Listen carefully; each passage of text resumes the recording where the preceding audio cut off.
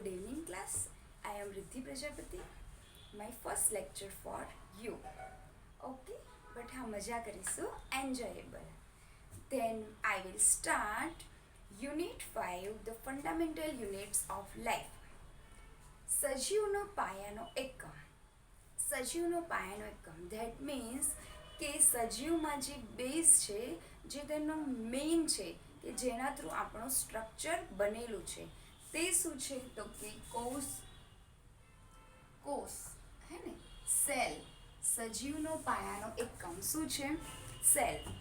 એટલે કે જે આ સજીવનો જે આપણો બેઝ, સજીવમાં કોઈ પણ લઈ શકો છો, વનસ્પતિ છે, પશુ છે, પક્ષી છે, આ બધા શેમાં આવશે? સજીવમાં આવશે. તેમાં મેઇન શું છે તો કે સેલ, કોષ. Fundamental units of life are cell. સજીવનો પાયાનો એકમ શું છે? કોષ. હવે કઈ રીતે એ આપણે જોઈએ, એક એક્ઝામ્પલ થ્રુ સમજીએ તો તમને વધારે આઈડિયા આવશે. તો કે એક ઘર છે. ઘર શાનું બનેલું છે તો કે રૂમ ભેગા થઈને શું બનશે? ઘર. હવે રૂમ શાના બનેલા છે તો કે દિવાલ ભેગી થઈને રૂમ બનાવશે. હવે દિવાલ શાની બનેલી છે તો કે ઈંટ. હે ને, બહુ બધી ઈંટ ભેગી થઈને શું બનશે? દિવાલ. ધેટ મીન્સ ઈંટ ભેગી થઈને દિવાલ બની, દિવાલ ભેગી થઈને રૂમ બન્યા, અને રૂમ ભેગા થઈને શું બનાવશે? ઘર બનાવશે. એટલે કે અહીંયા ઘર માટે પાયાનો એકમ શું થયો? ઈંટ થઈ ને, કે ઈંટ વગર ઘર બનવું પોસિબલ છે? નથી. એટલે ઘર માટે પાયાનો એકમ શું થયો? ઈંટ. તેવી જ રીતે એક હ્યુમન બોડી છે. મનુષ્ય શાનું બનેલું છે તો કે અંગ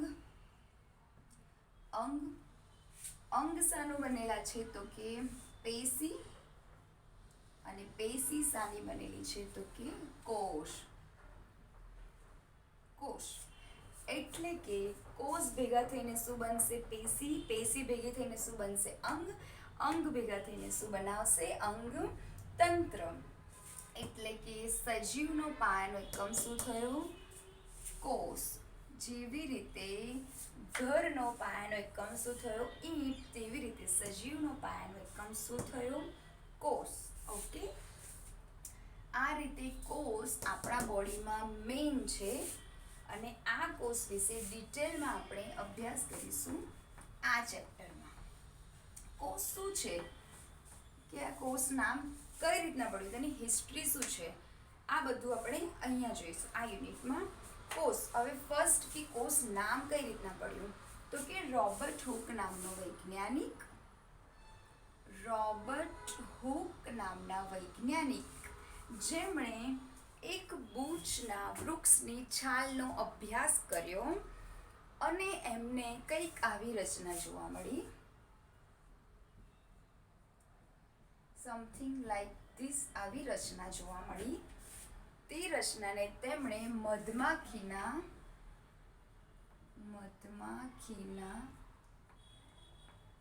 મધપુડા સાથે કમ્પેર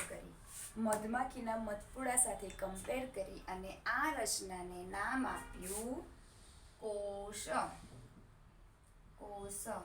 એટલે કે કોષ શબ્દ સૌ પ્રથમ કોણે શોધ્યો તો કે રોબર્ટ હુક નામના વૈજ્ઞાનિકે, જેમણે બૂચ નામની વનસ્પતિના છાલનું ઓબ્ઝર્વેશન કર્યું. હવે હા, ઓબ્ઝર્વેશન શેમાં કર્યું? માઇક્રોસ્કોપમાં. ઓકે, એટલું સૂક્ષ્મ હોય છે ને કોષ, કે આપણે નરી આંખે જોઈ શકતા નથી. તેને જોવા માટે ઓફકોર્સ માઇક્રોસ્કોપનો યુઝ કરવો પડે છે. હવે માઇક્રોસ્કોપ એટલે શું? માઇક્રો મીન્સ કે ટુ સ્મોલ, એકદમ નાનો object. Too small. Scope that means કે ટુ ઓબ્ઝર્વ, ટુ એક્ઝામિન. કોઈ નાની વસ્તુનું એક્ઝામિન કરવું, કોઈ નાની વસ્તુને જોવી, તેને કહેવાશે માઇક્રોસ્કોપ. તે સાધનનું નામ શું છે? માઇક્રોસ્કોપ. એટલે આનું ઓબ્ઝર્વેશન તેમણે શામાં કર્યું? માઇક્રોસ્કોપ નામના ઇન્સ્ટ્રુમેન્ટમાં કર્યું, અને તેમને કંઈક આવી રચના દેખાઈ, તેનું નામ આપ્યું કોષ.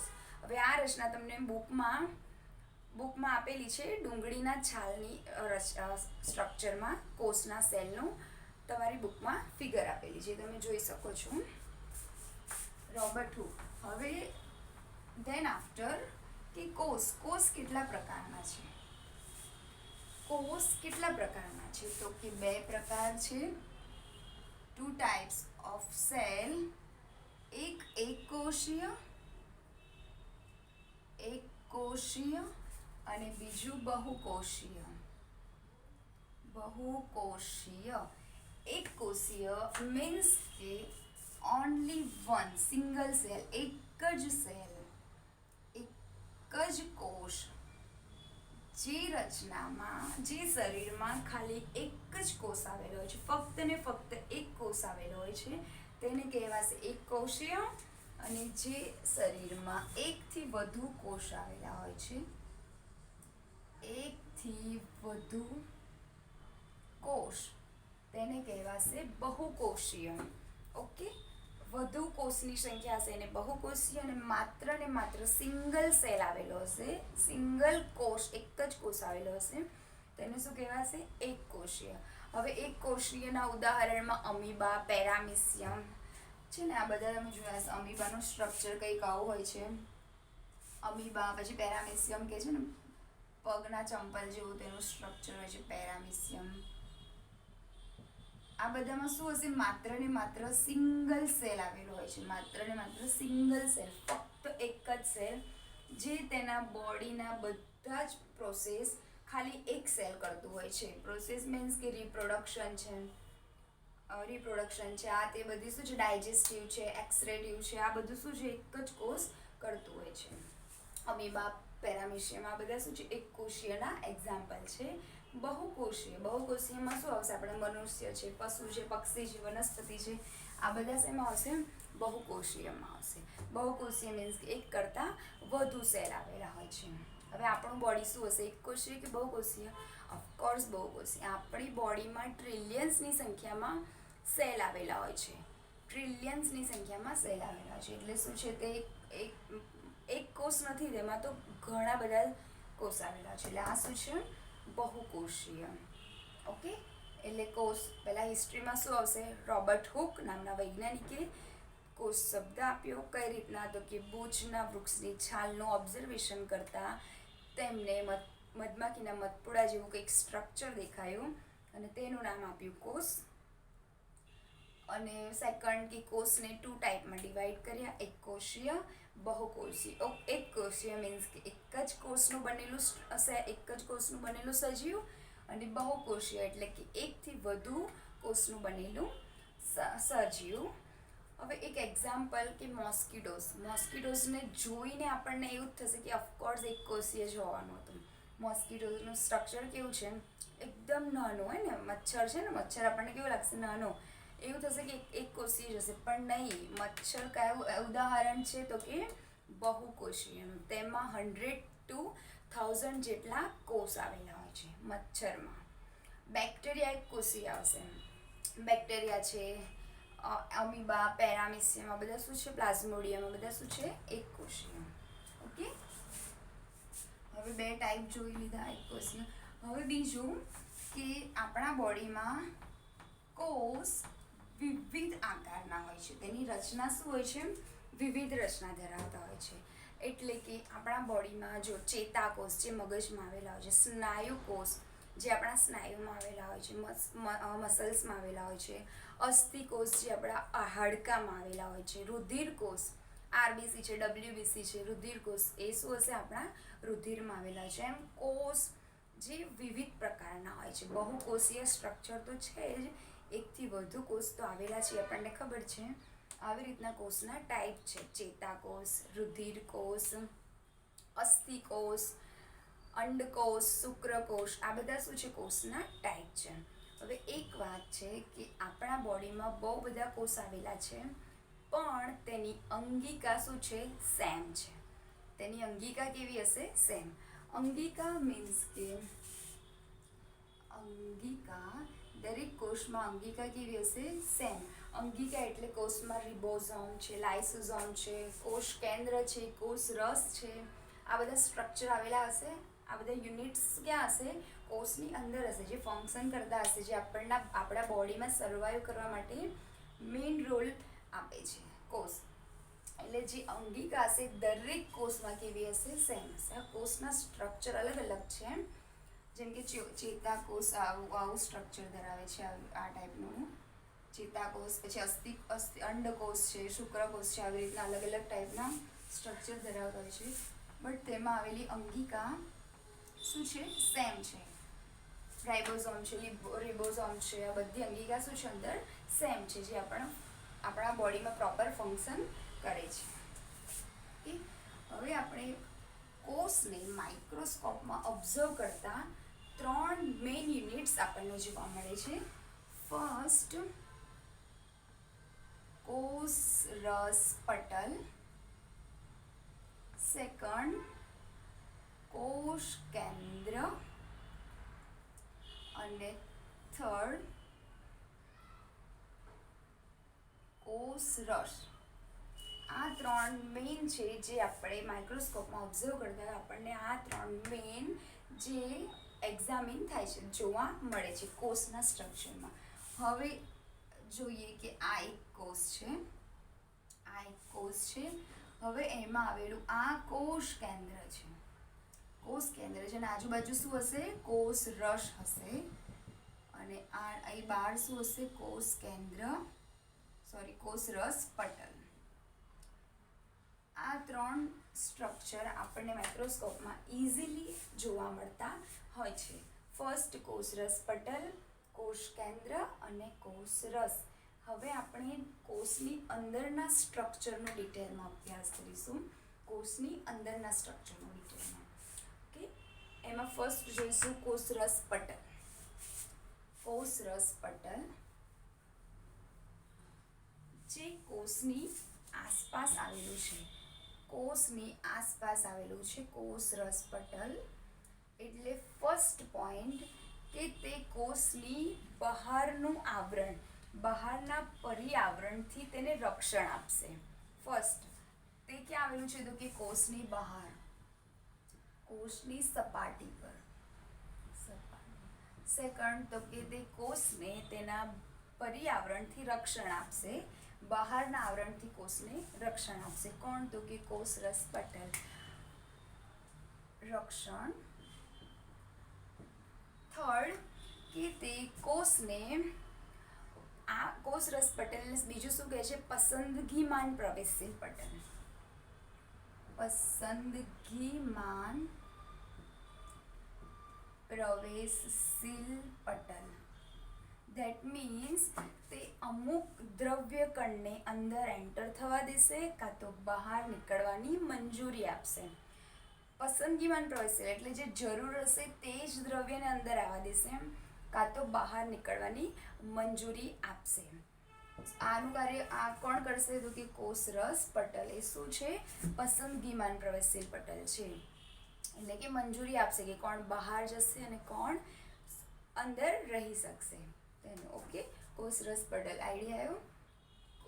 શું છે કે કોષની આસપાસનું આવરણ છે કે તે કોષને તેના પર્યાવરણથી રક્ષણ આપશે અને તે અમુક દ્રવ્યોને કોષની અંદર જવા દેશે કાં તો બહાર નીકળવા માટેની મંજૂરી આપશે. હવે આપણે કોષરસ પટલ પહેલાં 2 ટર્મ શીખીશું. એક છે પ્રસરણ. ફર્સ્ટ છે પ્રસરણ. હવે પ્રસરણ શું છે? પ્રસરણ મીન્સ કે દ્રવ્ય કણનું વધુ સંકેન્દ્રણથી ઓછા સંકેન્દ્રણ તરફ ગતિ. દ્રવ્ય કણનું વધુ સંકેન્દ્રણથી ઓછા સંકેન્દ્રણ તરફ ગતિ કરવી.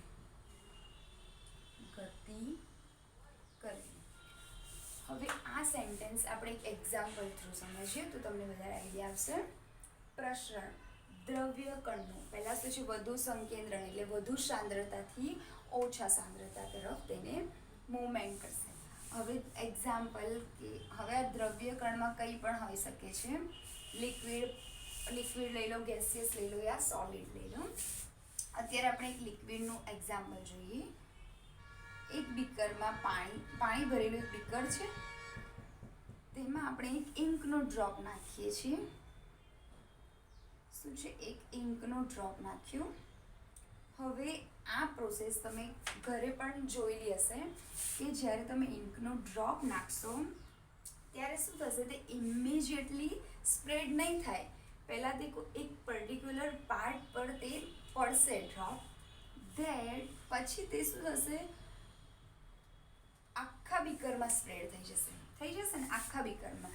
એટલે કે તે કેવી રીતના સ્પ્રેડ થયું? હવે ઓફકોર્સ કે જ્યાં ઇંક પડી ત્યાં તેનું સંકેન્દ્રણ શું છે? વધુ છે. તેની સાંદ્રતા ત્યાં શું હશે? વધારે હશે. એટલે આ ઇંક ક્યાં જશે? તો કે વધુ સંકેન્દ્રણથી ઓછા સંકેન્દ્રણ તરફ. એટલે વધુ ક્યાં છે? કે જ્યાં ઇંક પડી અને ત્યાંથી ક્યાં જશે? બીકરમાં સ્પ્રેડ થશે વધુ સંકેન્દ્રણથી ઓછા સંકેન્દ્રણ તરફ. Okay, clear? એટલે કે પ્રસરણના ડેફિનેશનમાં જોઈએ તો દ્રવ્ય કણનું વધુ સંકેન્દ્રણથી ઓછા સંકેન્દ્રણ તરફ ગતિ કરવી, મૂવમેન્ટ થવું. એટલે આ લિક્વિડનું એક્ઝામ્પલ આપણે જોયું. હવે આપણે એક ગેસિયસ ફોર્મનું એક્ઝામ્પલ જોઈશું. ગેસિયસ ફોર્મમાં આપણે ઓક્સિજન, ધારો કે એક મનુષ્ય છે. ઓકે, આપણે ઓક્સિજન શું કરીએ છીએ? લઈએ છીએ, હે ને? O2 ગ્રહણ કરીએ છીએ અને કાર્બન ડાયોક્સાઇડ બહાર કાઢીએ છીએ. તો બટ ઓબ્વિયસ છે કે અહીંયા આપણા બોડીમાં તો ઘણી બધી સંખ્યામાં સેલ આવેલા હોય છે. તો એવું વિચારો કે અહીંયા એક સેલ છે આપણી બોડીમાં. હવે આપણે ઓક્સિજનનું ગ્રહણ કર્યું, ઓક્સિજન લીધો, તો અહીંયા શું થશે? સેલની આસપાસના એન્વાયરમેન્ટમાં ઓક્સિજનનું કોન્સન્ટ્રેશન શું થશે? વધી જશે. O2 કેવા હશે? હાઈ. O2 કેવા હશે? વધુ હશે. અને પ્રસરણનો નિયમ શું છે? દ્રવ્ય કણનું વધુ સંકેન્દ્રણથી ઓછા સંકેન્દ્રણ તરફ. એટલે વધુ સંકેન્દ્રણ ક્યાં છે? તો કે સેલની આસપાસ, આપણા બોડીના એન્વાયરમેન્ટમાં. તો ક્યાં જશે? વધુથી ઓછા તરફ. એટલે બહારથી ક્યાં જશે? સેલની અંદર. ઓકે, બહારથી ક્યાં ગયા? સેલની અંદર. હવે આ જે પ્રોસેસ થાય છે કે તે સેલમાં O2 જશે અને કાર્બન ડાયોક્સાઇડ જે સેલમાં હશે એ બહાર નીકળશે. આ ક્રિયા માટે જવાબદાર મેઇન ભાગ કોણ ભજવે છે? તો કે કોષરસ પટલ, હે ને? કોષરસ પટલ જે સેલની આસપાસ આવેલું છે, તેમાં અમુક છિદ્ર જેવી રચના હોય છે, જે દ્રવ્ય કણને બહાર નીકળશે અને દ્રવ્ય કણને અંદર જવામાં હેલ્પ કરશે. કોણ? કોષરસ પટલમાં આવેલી છિદ્ર જેવી રચના હશે જી. Okay, clear? પ્રસરણ, દ્રવ્ય કણનું વધુ સંકેન્દ્રણથી ઓછા સંકેન્દ્રણ તરફ ગતિ કરવી. એટલે આપણે એક લિક્વિડમાં જોયું કે ઇંકના એક્ઝામ્પલથી કે ઇંક ક્યાં જશે? તો કે આખા બીકરમાં સ્પ્રેડ થઈ જશે. હવે આ કઈ રીતના થયું? તો કે પ્રસરણના નિયમ મુજબ કે ઇંકનું સંકેન્દ્રણ ક્યાં હશે? જ્યાં ઇંક પડી હશે ત્યાં. હવે ઇંકનું સંકેન્દ્રણ ત્યાં છે એટલે તે ક્યાં ગયું? તો કે બીકરમાં સ્પ્રેડ થઈ ગઈ. એટલે મતલબ વધુ સંકેન્દ્રણથી ઓછા સંકેન્દ્રણ તરફ ગતિ થઈ એની. ઓકે, એટલે એ શું છે? પ્રસરણનો નિયમ છે. હવે આ જ એક્ઝામ્પલ આપણે એક ગેસિયસ ફોર્મમાં પણ જોયું કે ઓક્સિજન આપણે ગ્રહણ કરતા હોય છે અને કાર્બન ડાયોક્સાઇડ બહાર નીકળતા હોય છે. એટલે કે આપણા સેલની આસપાસ ઓક્સિજનનું પ્રમાણ શું હશે? વધુ હશે. અને પ્રસરણનો નિયમ શું છે? દ્રવ્ય કણનું વધુ સંકેન્દ્રણથી ઓછા સંકેન્દ્રણ તરફ જવું. એટલે ઓક્સિજન ક્યાં હશે? સેલની આસપાસ વધારે છે અને સેલની અંદર ઓછું છે. એટલે ઓક્સિજન ક્યાં જશે? તો કે સેલની અંદર, બહારથી અંદર, વધુથી ઓછા તરફ. Okay, clear? હવે સેકન્ડ જોઈશું. સેકન્ડ ટર્મ છે આશ્રુતિ. એક પ્રસરણ અને એક આશ્રુતિ. પ્રસરણમાં શું છે કે દ્રવ્ય કણનું વધુ સંકેન્દ્રણથી ઓછા સંકેન્દ્રણ તરફ ગતિ કરવી. હવે દ્રવ્ય કણમાં પ્રવાહી, ઘન અને વાયુ કંઈ પણ લઈ શકો છો. અને સેકન્ડ છે આશ્રુતિ. એટલે કે પાણીના વધુ સંકેન્દ્રણથી પાણીના ઓછા સંકેન્દ્રણ તરફ પાણીનું વહન જ્યાં સુધી સંતુલન ન સ્થપાય ત્યાં સુધી. ઓકે, ફરી એકવાર પાણીના વધુ આપણે લખીશું પાણીના વધુ સંકેન્દ્રણથી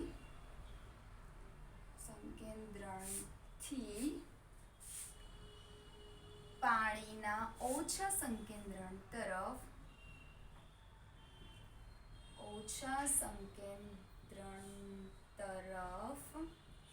પાણીની ગતિ.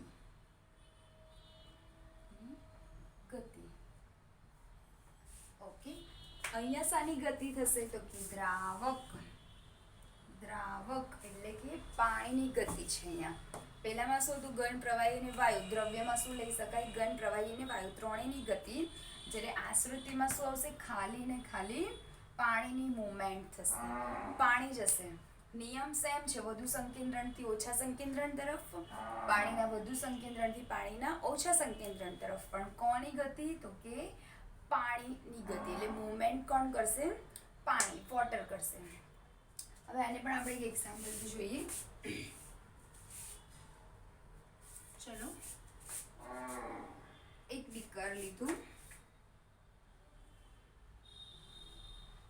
એક બીકર છે જેમાં પાણી છે અને ખાંડનું પ્રમાણ સાવ ઓછું છે. શું છે? સાવ ઓછું છે ખાંડનું પ્રમાણ. એટલે આ શું થયું? મંદ દ્રાવણ થયું, મંદ દ્રાવણ.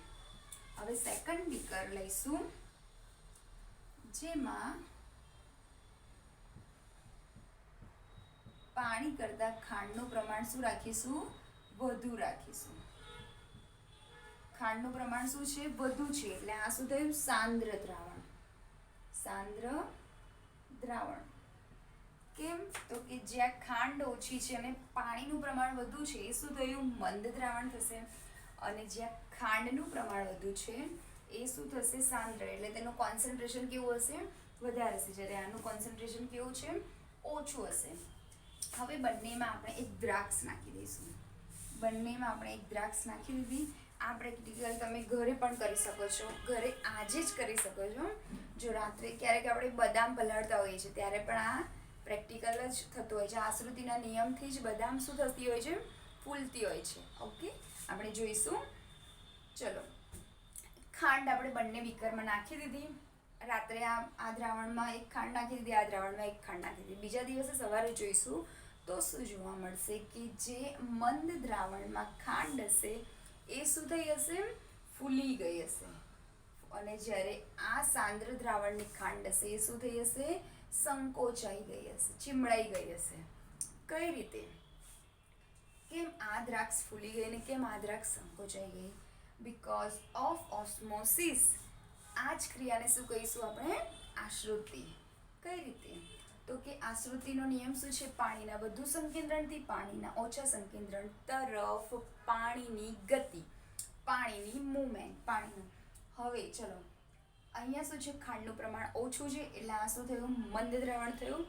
એટલે કે આપણે એક ટર્મ જોઈ લઈએ અહીંયા કે દ્રાવણ ઇઝ ઇક્વલ ટુ દ્રાવક પ્લસ દ્રાવ્ય.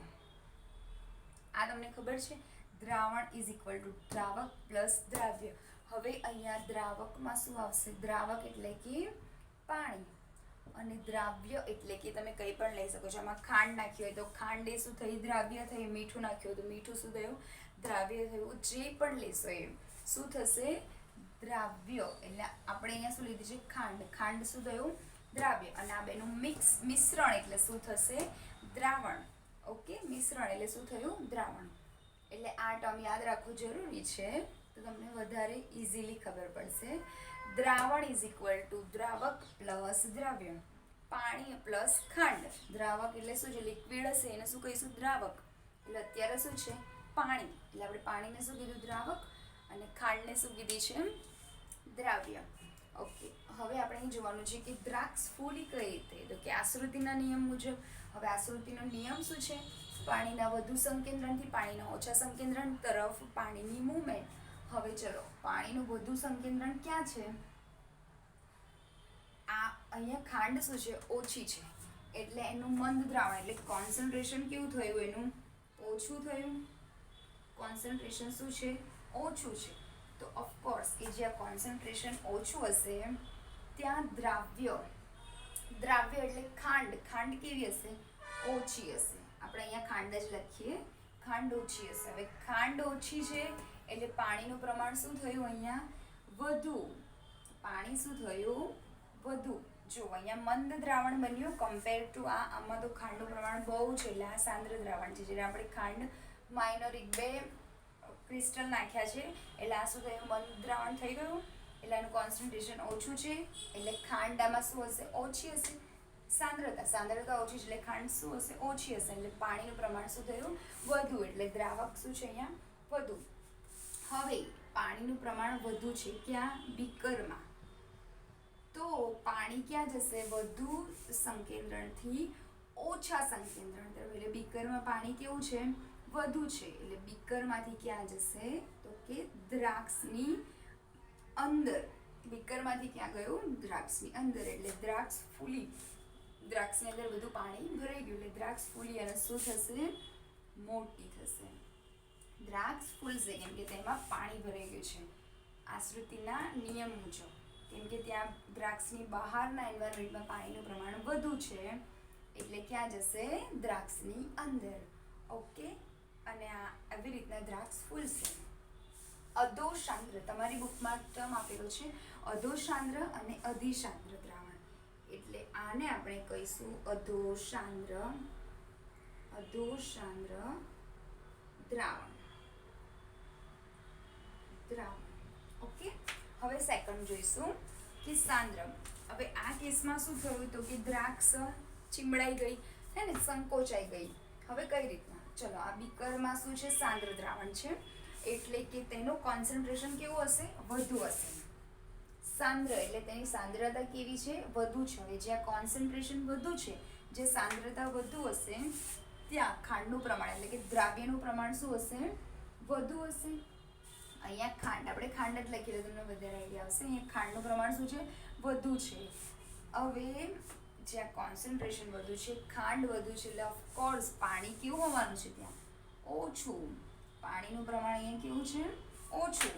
ઓકે કેમ કે આ સાંદ્ર દ્રાવણ છે એટલે અહીંયા પાણી કરતાં ખાંડને આપણે વધારે એડ કરી છે. પાણીની કમ્પેરિઝનમાં ખાંડ આપણે વધુ લીધી છે એટલે આમાં શું થયું પાણીનું પ્રમાણ ઓછું થયું. હવે આશ્રુતિ શું કહે છે કે પાણીના વધુ સંકેન્દ્રણથી ઓછા સંકેન્દ્રણ એટલે બીકરમાં તો પાણી કેવું છે ઓછું છે તો પાણી કઈ રીતના જશે તો કે આ દ્રાક્ષમાંથી પાણી બીકરમાં જશે. દ્રાક્ષમાંથી જે પાણી દ્રાક્ષની અંદર રહેલું જે પાણી એ ક્યાં જશે તો કે બીકરમાં જશે.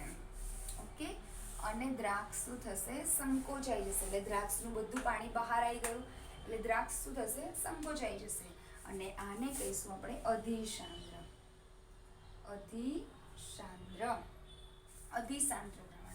આ શું છે અધોસાંદ્ર દ્રાવણ. આ શું થયું અધિસાંદ્ર દ્રાવણ. આ કઈ રીતના થયું તો કે આશ્રુતિના નિયમ મુજબ. હવે આને જ આપણે કોષની રીતે પણ સમજી શકીએ છીએ. જેમ કે અહીંયા દ્રાક્ષ છે એની કમ્પેરિઝનમાં આપણે દ્રાક્ષની જગ્યાએ કોષ મૂકી દીધું છે આપણે બરાબર કોષ મૂકી દીધો છે. હવે એની કોષ છે તો શું છે અહીંયા સાંદ્ર દ્રાવણ છે એટલે કોષમાંથી ક્યાં જશે બધું બહાર આવશે. કોષની અંદર પાણીનું પ્રમાણ વધુ છે જ્યારે અહીંયા ઓછું છે એટલે આનું જ એક્ઝામ્પલ આપણે કોષ થ્રુ પણ સમજી શકીએ છીએ. હવે થર્ડ છે સમસાંદ્ર.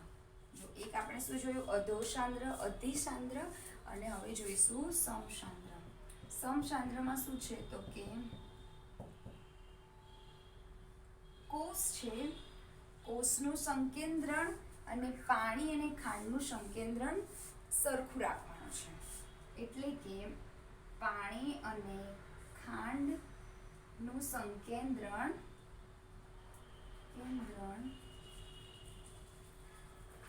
કોષ સમાન એટલે કોષની અંદરનું સંકેન્દ્રણ સાંદ્રતા અને પાણી અને ખાંડની સાંદ્રતા કેવી રાખવાની છે સમાન રાખવાની છે. એટલે કે હવે જો આ બહારનું દ્રાવણનું સાંદ્રતા અને કોષની અંદરની સાંદ્રતા જો સેમ હશે તો આશ્રુતિનો નિયમ કામ કરશે નહીં, એટલે કે તે પાણી બહાર પણ નહીં આવે કાં તો અંદર પણ નહીં જાય, કેમ કે જેટલું પ્રમાણ પાણીનું બહાર છે તેટલું જ પ્રમાણ પાણીનું કોષની અંદર છે. ઓકે, એટલે પાણી બહાર પણ નહીં જાય અને પાણી અંદર પણ નહીં, એટલે આને શું કહીશું આપણે? સમસાંદ્ર દ્રાવણ. ક્લિયર? આશ્રુતિ જો આપણે ફર્સ્ટ શું જોયું હતું કે પ્રસરણમાં શું હતું? દ્રવ્ય પદાર્થનું વધુ સંકેન્દ્રણથી ઓછા સંકેન્દ્રણ, એટલે દ્રવ્ય પદાર્થમાં તમે ઘન, પ્રવાહી કે વાયુ કંઈ પણ લઈ શકો. આપણે લિક્વિડમાં પણ એક્ઝામ્પલ જોયું, ગેસિયસમાં પણ એક્ઝામ્પલ જોયું. હવે આશ્રુતિમાં શું કીધું છે કે પાણીના વધુ સંકેન્દ્રણથી પાણીના ઓછા સંકેન્દ્રણ તરફ પાણીનું મુવમેન્ટ ક્યાં સુધી? તો કે સમતુલન ન સ્થપાય ત્યાં સુધી, એટલે કે બંને તરફ પાણી સરખું ના થાય, તેની સાંદ્રતા સરખી ના થાય ત્યાં સુધી તે આસપાસ જતું હશે. ઓકે, એટલે આપણે એના 3 પાર્ટ છે: અધોસાંદ્ર, અધિસાંદ્ર અને સમસાંદ્ર. અધોસાંદ્ર મીન્સ કે દ્રાક્ષને એક બીકરમાં નાખતા તે બીજા દિવસે શું થયું તો કે દ્રાક્ષ ફૂલી ગઈ. કેમ? તો કે આ દ્રાવણ શું લીધું છે આપણે? મંદ લીધું છે, એટલે કે પાણીનું પ્રમાણ વધુ હશે અને ખાંડનું પ્રમાણ એકદમ માઇનર હશે, એટલે પાણીનું પ્રમાણ વધુ છે તો ઓફકોર્સ કે આશ્રુતિનો નિયમ શું છે? વધુથી ઓછા તરફ, એટલે બહારથી ક્યાં ગયું? અંદર. દ્રાક્ષ શું થઈ? ફૂલી ગઈ. સેકન્ડ શું છે? અધિસાંદ્ર, એટલે આપણે અહીંયા દ્રાવણમાં પાણી કરતાં ખાંડનું પ્રમાણ વધુ લીધું છે, એટલે કે તે સાંદ્ર દ્રાવણ લીધું છે આપણે. ઓકે, કોન્સન્ટ્રેશન વધુ છે. હવે જ્યાં કોન્સન્ટ્રેશન વધુ ત્યાં દ્રાવ્ય પદાર્થ વધુ હશે. દ્રાવ્ય પદાર્થ વધુ નાખે તો જ એનું કોન્સન્ટ્રેશન વધ્યું કહેવાય ને, તો સાંદ્રતા વધારે કહેવાય ને. અને પાણીનું પ્રમાણ કેવું હશે? ઓફકોર્સ ઓછું હશે, એટલે પાણી ક્યાં જશે? વધુથી ઓછા તરફ જશે. એટલે દ્રાક્ષ શું થઈ ગઈ? ચીમડાઈ ગઈ. દ્રાક્ષમાંથી બધું પાણી ક્યાં આવી ગયું? બહાર આવી ગયું, એટલે દ્રાક્ષ શું થઈ? ચીમડાઈ ગઈ. હવે થર્ડ સમસાંદ્ર, એટલે કે જે કોષની અંદરનું સાંદ્રતા અને ખાંડ ને પાણીના મિક્સચરની સાંદ્રતા આપણે સમાન લેવાની છે, નહીં વધુ કે નહીં ઓછી, બંનેની સાંદ્રતા સમાન. ઓકે, એટલે આમાં શું થશે? પાણી બહાર નહીં આવે, પાણી અંદર નહીં જાય. જેટલું પાણી બહાર આવશે એટલું જ પાણી અંદર હશે, એટલે આને શું કીધું છે આપણે? સમસાંદ્ર. ઓકે, આશ્રુતિના 3 નિયમ છે, 3 ટાઈપ છે: અધોસાંદ્ર, અધિસાંદ્ર અને સમસાંદ્ર. Okay, it's over. That's all about કોષરસ પટલ. હા, હવે આમાં કોષરસ પટલ કઈ રીતના કાર્ય કરશે? તો કે આ જે પાણી બહાર ગયું અને અંદર ગયું એના માટે મેઇન રોલ કોણ ભજવે છે? તો કે કોષરસ પટલ. આપણે અહીંયા દ્રાક્ષનું એક્ઝામ્પલ જોયું, પણ જો કોષનું એક્ઝામ્પલ જોઈએ તો ઓફકોર્સ કે કોષની બહાર શું છે? કોષરસ પટલ. એટલે આને પાણીને અંદર જવાનું અને બહાર નીકળવા માટે હેલ્પ કોણ કરશે? કોષરસ પટલ.